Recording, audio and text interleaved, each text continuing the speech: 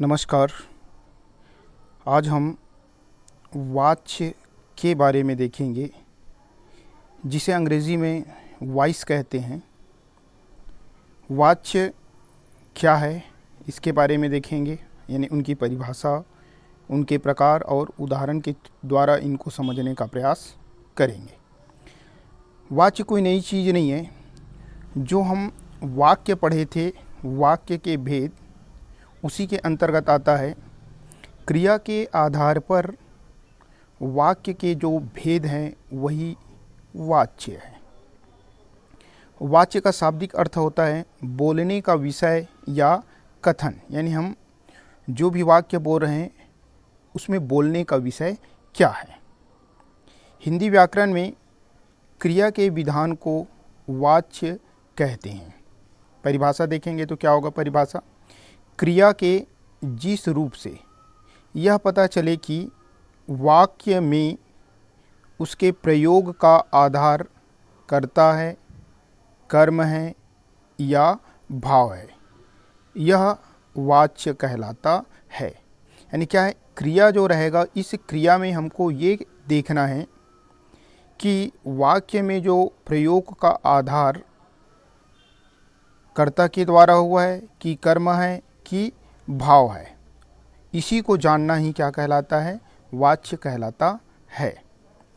वाच्य के भेद, यानी वाच्य के कितने भेद होते हैं या क्रिया के आधार पर वाक्य के कितने भेद होते हैं, तो यहाँ पे इनके 3 भेद होते हैं। पहला कर्तृवाच्य, जिसे एक्टिव वॉइस बोलते हैं। उसके बाद दूसरा कर्मवाच्य, जिसे पेशी वॉइस कहा जाता है। तीसरा है भाववाच्य। तीनों का परिभाषा हम यहाँ पे एक ही साथ देखेंगे। यदि वाक्य में क्रिया का लिंग और वचन, यानी 2 चीज़ों को केयर करना है।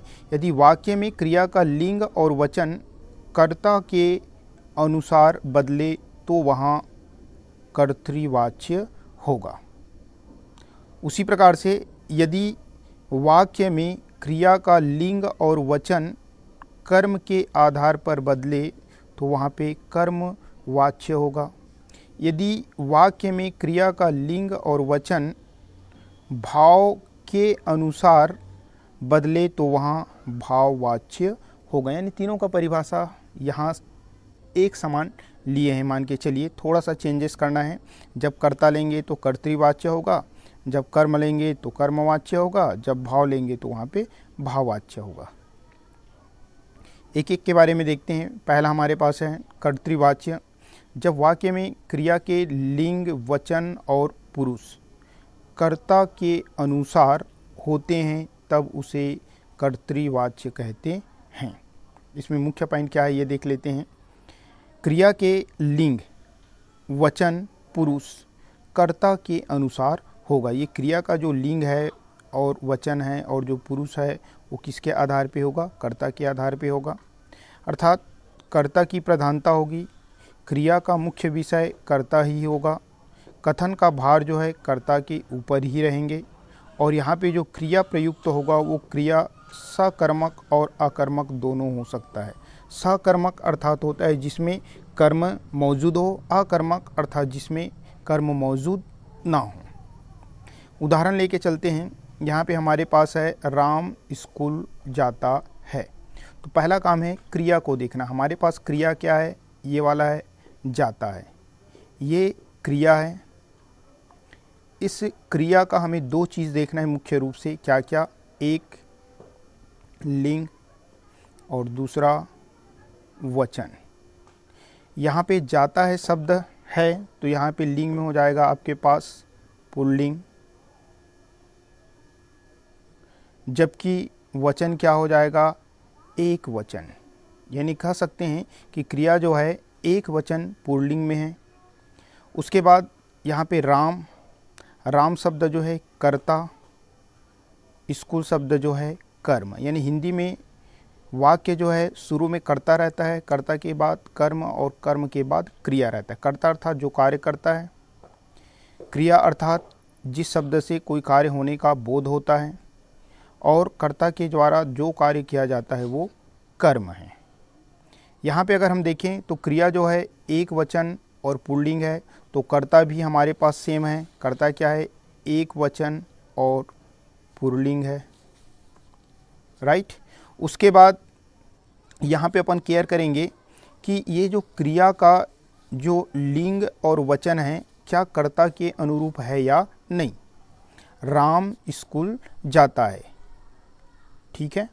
अब इसको देख रहे हैं कि दोनों में तो सेम पता चल रहा है, एक वचन पुल्लिंग, एक वचन पुल्लिंग। अब यहाँ पे बदल के देखेंगे कि राम के जगह हम स्त्रीलिंग करेंगे तो यहाँ पे जाती है होना चाहिए, सेट हो जाएगा। बहुवचन करेंगे तो जाते हैं होना चाहिए, अगर सेट हो जाएगा तो मान के चलेंगे कि यहाँ पे कर्म के आधार पर क्रिया बदल रही है, तो यहाँ पे आपका कर्तृवाच्य होगा। देखते हैं शुरू में क्या है हमारे पास, राम स्कूल जाता है, यहाँ पे जाता है राम के कारण से जाता है हुआ। अब यहाँ पे देखते हैं सीता कर देते हैं, राम के बजाय क्या कर देते हैं, सीता। तो सीता स्कूल जाती है, तो यहाँ पे देखिए जाता है वो यहाँ पे जाती हो गया, यानी क्रिया जो है बदला। किसके आधार पे बदला? कर्ता के आधार पर क्रिया जो है बदल गया। अब सीता के बजाय कर लेते हैं लड़के। लड़के क्या है आपके पास, पुल्लिंग बहुवचन में है, कर्ता जो है पुल्लिंग बहुवचन में है, तो क्रिया देखिए लड़के स्कूल जाते हैं, तो क्रिया भी हमारे पास वही हो गया, क्या हो गया, पुल्लिंग बहुवचन हो गया। उसके बाद लड़के के बजाय क्या कर देते हैं, लड़कियां कर देते हैं, लड़कियां स्कूल जाते हैं, तो यहाँ पे लड़कियां बहुवचन और क्या है, स्त्रीलिंग है, तो उसी के अनुरूप हमारे पास कर्ता भी बहुवचन हो गए। उसके बाद लेके चलते हैं यहाँ पे सचिन क्रिकेट खेलता है। यहाँ पे सचिन क्रिकेट खेलता है कि सचिन जो है एक वचन और पुल्लिंग है, तो क्रिया भी एक वचन पुल्लिंग हुआ। दूसरा है हमारे पास कर्मवाच्य। जब वाक्य में क्रिया के लिंग, वचन और पुरुष कर्म के अनुसार होते हैं तब उसे कर्मवाच्य कहते हैं। यहाँ पे मुख्य पॉइंट क्या क्या है ये देख लेते हैं। क्रिया के जो लिंग, वचन और पुरुष कर्म के अनुसार होगा, अर्थात कर्म की प्रधानता होगी। क्रिया का विषय कर्म होगा, कथन का पूरा भार कर्म के ऊपर ही रहेगा। क्रिया जो है यहाँ पे सकर्मक, अर्थात क्रिया में आपके पास कर्म मौजूद रहेंगे तो तभी तो वो कर्मवाच्य कहलाएगा। और इसमें एक चीज़ और केयर करना है, ये से, द्वारा, कर्ता के बाद से, द्वारा, या यहीं पे बोल सकते हैं कि के द्वारा शब्द का प्रयोग होगा, वहाँ पे आपके पास कर्मवाच्य होगा। उदाहरण लेके चलते हैं। उदाहरण है हमारे पास, राम द्वारा पत्र पढ़ा जाता है। यहाँ पे केयर कीजिए, राम जो है क्या है, कर्ता है, पत्र जो है क्या है, कर्म है, और जाता है शब्द क्या है, क्रिया है। क्रिया को पहले देखेंगे। क्रिया क्या है, एक वचन पुल्लिंग है, एक वचन पुल्लिंग है।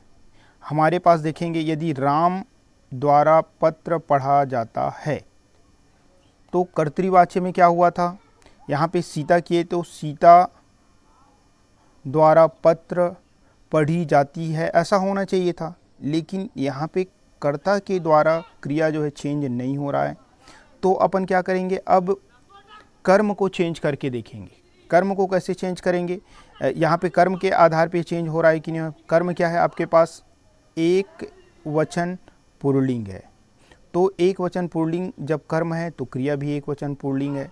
अब इसको बदल के देखते हैं। सीता, कर्ता को बदल रहे हैं पहले, सीता द्वारा पत्र पढ़ा जाता है, तो यहाँ पे जाता ही है, यहाँ पर भी जाता है, यानी क्रिया जो है नहीं बदल रहा है। लड़के द्वारा पत्र पढ़ा जाता है, यहाँ पे क्रिया के ऊपर कोई प्रभाव नहीं पड़ा, यानी कर्ता को बदलने पर क्रिया के ऊपर कोई प्रभाव नहीं पड़ा। अब अपन क्या करते हैं, कर्म को बदलते हैं। राम द्वारा पत्र के बजाय अब ले लेते हैं क्या, पुस्तक। पुस्तक कौन सा शब्द है, एक वचन स्त्रीलिंग है, तो यहाँ पे प्रभाव पड़ता है कि नहीं पड़ता है ये देखते हैं। राम द्वारा पुस्तक पढ़ी जाती है, जबकि राम द्वारा पत्र पढ़ा जाता है, वहाँ पे जाता है था तो यहाँ पे जाती है हो गया। तो राम जो है स्त्रीलिंग नहीं है, फिर भी जाती है, वो किसके कारण से हुआ? आपका पुस्तक है, क्योंकि पुस्तक जो है एक वचन पुल्लिंग है, इसलिए राम द्वारा पुस्तक पढ़ी जाती है। अब देखिए, सीता द्वारा पुस्तक पढ़ी जाती है, इसमें भी जाती है। लड़के द्वारा पुस्तक पढ़ी जाती है। ठीक है, तो यहाँ पे हम कह सकते हैं कि ये जो कर्म है, कर्म के आधार पर ही क्रिया बदल रहा है, कर्ता के आधार पे नहीं बदल रहा है, इसलिए यहाँ पे कर्मवाच्य होगा। तीसरा अपने पास आ जाता है कौन सा? भाववाच्य। जब वाक्य में क्रिया के जो लिंग है, वचन है और पुरुष भाव के अनुसार होते हैं, तब उसे भाववाच्य कहते हैं। मुख्य पॉइंट क्या क्या है? क्रिया के जो लिंग है, वचन है और पुरुष जो है भाव के अनुसार होंगे, अर्थात इसमें भाव की प्रधानता होगी। क्रिया का मुख्य विषय भाव होगा, कथन का भार भी भाव के ऊपर पड़ेगा। क्रिया जो है यहाँ पे क्या होगा? अकर्मक, यानी यहाँ पे याद रखेंगे कि भाववाच्य में कर्म नहीं होता। यहाँ से द्वारा के जस्ट बाद आप क्या होना चाहिए? अकर्मक क्रिया होना चाहिए, यानी कर्म मौजूद नहीं होना चाहिए, डायरेक्ट क्रिया आनी चाहिए। क्रिया सदैव, इसमें एक चीज़ हमेशा याद रखना कि क्रिया सदैव एक वचन पुल्लिंग अन्य पुरुष में होता है, चाहे वो जो भी हो, पुल्लिंग हो, स्त्रीलिंग हो, कर्ता कुछ भी हो, लेकिन आपके पास इस वाक्य का संरचना जो रहेगा हमेशा एक वचन पुल्लिंग अन्य पुरुष के रूप में रहेंगे। इसमें मुख्य रूप से ये देखा जाता है कि यहाँ पे वाक्य जो है नकारात्मक यानी नहीं शब्द का प्रयोग होगा, असमर्थता यानी कोई काम नहीं करने की बात कही जाएगी, और विश्वास यानी कोई भी काम किसी के ऊपर विश्वास रहेगा कि ये अमुक आदमी जो इस काम को कर सकते हैं, यानी विश्वास के आधार पर इनको देखा जाता है। उदाहरण लेके चलते हैं। मोहन से पढ़ा नहीं जाता। यहाँ पे देखिए मोहन क्या है? कर्ता है। पढ़ा नहीं जाता, पढ़ा नहीं जाता, पढ़ा शब्द एक प्रकार से हमारे पास क्या है? क्रिया है। क्रिया किस रूप में है? एक वचन पुल्लिंग, एक वचन पुल्लिंग और अन्य पुरुष में है। ठीक है, एक वचन पुल्लिंग अन्य पुरुष में है। तो यहाँ पे देखिए नहीं शब्द आया कर्ता के बाद से, उसके बाद वाक्य में नहीं आया, यानी भाव प्रधान है, यहाँ पे कर्म का प्रयोग नहीं हुआ है। इस कारण से यहाँ पे कौन सा हुआ? हमारे पास भाववाच्य हुआ। अब यहाँ पे देखिए कर्ता को चेंज करके देखते हैं। कर्ता की जगह, मोहन की जगह हम यदि राधा कर देते हैं तो राधा से पढ़ा नहीं जाता। यहाँ पे देखिए ये पढ़ा नहीं जाता शब्द में कोई यानी क्रिया में कोई परिवर्तन नहीं हुआ, तो यहाँ पे कौन सा है? यानी कह सकते हैं कि यहाँ पे कर्ता के द्वारा वाक्य में कोई प्रभाव नहीं पड़ रहा है, इसलिए भाववाच्य है। अब राधा के बजाय लड़कों कर देते हैं, लड़कों से पढ़ा नहीं जाता, तो भी यहाँ पे कोई चेंजेस नहीं हुआ क्रिया। लड़कियों से पढ़ा नहीं जाता, तो भी नहीं बदला। मोहन से पढ़ा जाता है, यहाँ पे नकारात्मक नहीं बल्कि एक प्रकार से कौन सा बात है? विश्वास वाले बात है, यानी विश्वास कर रहा है कि मोहन से पढ़ा जाता है। राधा से पढ़ा जाता है, यहाँ पे देखिए पुल्लिंग के लिए भी वही शब्द यूज हुआ है और स्त्रीलिंग के लिए भी पढ़ा जाता है यूज हुआ है। उससे पढ़ा जाता है, यहाँ पे भी देखिए यानी कर्ता जो कोई प्रभाव नहीं डाला, यानी भाव के ऊपर डिपेंड है, इसलिए यहाँ पे आपके पास भाववाच्य होगा। इसमें कुछ विशेष पॉइंट देख लेते हैं। पहला है कर्ता। कर्ता के जस्ट बाद यदि कर्ता की विभक्ति ना हो, अर्थात कर्ता की विभक्ति क्या है? ने। कर्ता की विभक्ति ने है और वाक्य में कर्ता के जस्ट बाद यदि ने ना हो तो वहाँ पे कर्तृवाच्य होगा। ठीक है, कर्ता के जस्ट बाद अगर ने नहीं होगा तभी कर्तृवाच्य होगा, ने अगर होगा तो कर्तृवाच्य नहीं हो सकता। उदाहरण लेते हैं, राम पढ़ता है। राम पढ़ता है, यहाँ पे देखिए राम के बाद ने नहीं है, अर्थात हम बोल सकते हैं कि ये कौन सा वाच्य है? कर्तृवाच्य। कैसे जानेंगे? अब इसको बदल के देखो, राम पढ़ता है, राम के बजाय सीता कर लो, सीता पढ़ती है, ता है वो ती हो गए, लड़के पढ़ते हैं, तो यहाँ पे बोलेंगे कि कौन सा वाच्य है? कर्तृवाच्य है।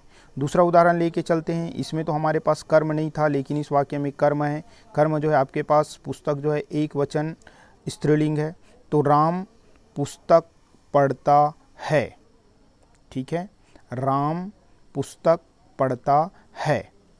यहाँ पे देख लेते हैं। अब इसको चेंज करके देखिए, राम की जगह क्या करो, सीता, सीता पुस्तक पढ़ती है, तो यहाँ पे बदल जाएगा। यानी कौन सा है हमारे पास, कर्तृवाच्य है, लेकिन यहाँ पे राम के बाद ने शब्द नहीं है, इससे पहचान हो रही है।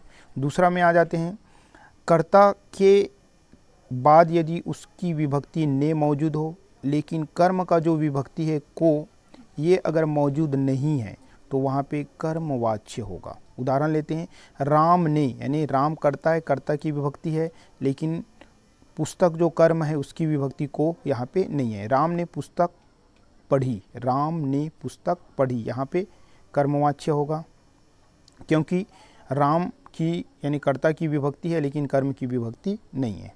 तीसरा हमारे पास है, कर्ता की विभक्ति अगर ने हो वाक्य में, कर्म की विभक्ति अगर को भी वाक्य में हो, तो ना तो वो कर्तृवाच्य होगा और ना ही कर्मवाच्य होगा, बल्कि कौन सा वाच्य हो जाएगा, भाववाच्य हो जाएगा। यहाँ पे देखिए, राम ने, कर्ता राम की विभक्ति ने, रावण को, कर्म रावण, उनकी विभक्ति क्या है, को, मारा, यानी राम ने रावण को मारा, तो यहाँ पे कौन सा शब्द आ जाएगा, कौन सा वाच्य आ जाएगा, भाववाच्य हो जाएगा।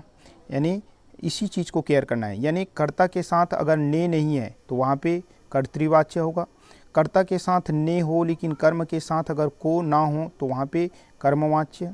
यदि कर्ता के साथ ने मौजूद हो, कर्म के साथ को मौजूद हो, तो वहाँ पे भाववाच्य होगा। यहाँ पे चेंज करके देख लो, राम ने रावण को मारा, सीता ने रावण को मारा, तो यहाँ पे भाव के आधार पे चेंज हो रहा है, ना कि कर्म के आधार पे। पहचानने का तरीका देख लेते हैं। कर्तृवाच्य को कैसे पहचानेंगे, तो कर्ता के बाद उसकी विभक्ति ने अगर ना आए तो वहाँ पे कर्तृवाच्य होगा। कर्मवाच्य को कैसे पहचानोगे, कर्ता के जस्ट बाद या तो से रहेगा या द्वारा या के द्वारा रहेगा, और जस्ट उसके बाद सकर्मक यानी कर्म मौजूद रहेगा, तो वहाँ पे कर्मवाच्य होगा। भाववाच्य में क्या होगा, कर्ता के जस्ट बाद से मौजूद रहेगा, द्वारा रहेगा, और उसके बाद अकर्मक क्रिया हो यानी कर्म मौजूद नहीं होना चाहिए, तो वहाँ पे हो जाएगा हमारे पास भाववाच्य। और देखते हैं पहचानने का नियम, यानी कोई भी वाक्य दिया है उसको कैसे पहचानेंगे कि उसमें कौन सा वाच्य है। तो इसके लिए क्या करेंगे, पहला काम है क्रिया के जो लिंग है और क्रिया के जो वचन है उसको पहचानेंगे कि क्रिया का लिंग और वचन क्या है। उसके बाद क्या करेंगे, एक बात कर्ता को बदल के देखेंगे, कर्ता को बदल के देखेंगे, यदि क्रिया के लिंग और वचन कर्ता के आधार पे बदल रहा है तो वहाँ पे क्या हो जाएगा, कर्तृवाच्य। दूसरे बार कर्म को बदल के देखेंगे, यदि कर्म का लिंग और वचन जो है के आधार पे क्रिया का लिंग वचन बदलेगा तो वहाँ पे कर्मवाच्य होगा। उसके बाद है क्या करेंगे, कर्ता और कर्म को बदल के देखेंगे, वही चीज़ जो बोला मैं वैसे बदलेंगे, तभी हमको पता चलेगा कि वहाँ पे कौन सा वाच्य होगा। तो इसमें याद रखेंगे, पहला काम क्या है, क्रिया के लिंग वचन को पहचानना, उसके बाद कर्ता के लिंग और वचन को पहचानना, उसके बाद कर्ता और कर्म को बदल के देखने हैं, उसके आधार पे ही हमको पता चलेगा कि कौन सा वाच्य है। इस प्रकार से हमारा वाच्य टॉपिक यहाँ पे समाप्त हुआ। इसमें हम लोग वाच्य की परिभाषा, वाच्य के भेद, उदाहरण देखें। इस वीडियो को देखने के लिए आप लोगों को बहुत बहुत धन्यवाद। अगर आपको यह वीडियो पसंद आए तो हमारे जो यूट्यूब चैनल है, यूट्यूब चैनल कौन सा है, हिंदी क्लासेस, इनको आप सब्सक्राइब करें।